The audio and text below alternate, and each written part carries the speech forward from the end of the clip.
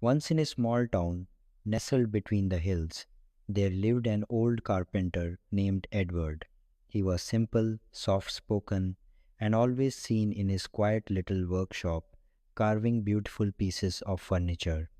His hands were rough, his clothes plain, and he never bragged about his skills.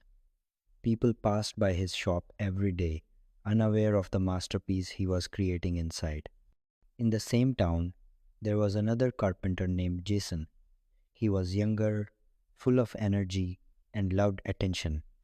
Every day he would talk loudly about how talented he was, often boasting in the market about the royal orders he received, the clients he impressed, and how he was the best in town. People admired Jason's confidence.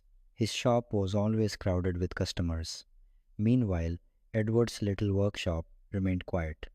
Some called Edward the old man with no ambition, but Edward never defended himself. He smiled, nodded, and returned to his work.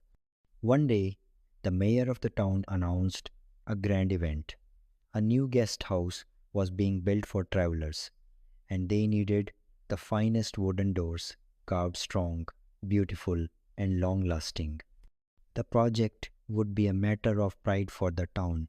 Two carpenters were shortlisted, Jason, and to everyone's surprise, old Edward. Jason laughed. This old man, he still uses old tools and takes a week to make a chair. How can he compete with me? But Edward said nothing. He simply nodded and got to work. Both were given identical logs of wood and 1 week's time to design and carve the front door of the guest house. The town buzzed with excitement.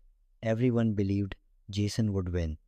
After all, he had the latest tools, apprentices, and he worked fast.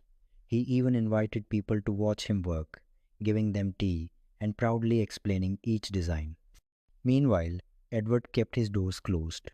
No one knew what he was making. Children peeked in through his window but saw nothing but silence and wood shavings. Rumors began that he had given up or couldn't keep up. At the end of the week, the doors were brought to the town square for display. Jason's door was grand polished, bold carvings, and glittering handles. People applauded. Just look at that craftsmanship, they said. Then came Edward's door.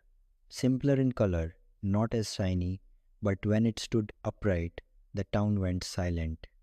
It was perfect. The design was subtle, but the detailing was unmatched. Each carving told a story of the hills, the rivers, and the people of the town. When the judges tried opening it, it moved so smoothly, it felt like a whisper in the wind. The wood felt strong, the finish clean. There was not a single error, not even a scratch. The judges announced the winner, Edward. The crowd was stunned. Jason was furious. This isn't fair. Mine looks more expensive, more attractive. How can his door win?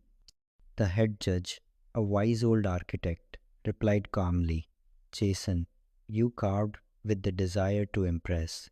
Edward carved with love, care, and thought. Your door shouts. His speaks quietly, but with depth. It does not demand attention, yet it earns respect. Jason turned to Edward. Why didn't you invite people to see your work? Why didn't you show off your talent?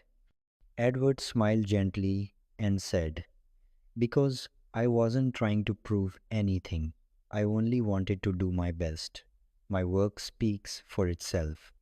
From that day on, people began to understand the difference between noise and depth. Edward's workshop slowly became known not for loud words, but for quiet brilliance. He didn't hang banners or boast in markets. Yet, those who truly valued excellence came to him. And Jason, he learned a valuable lesson.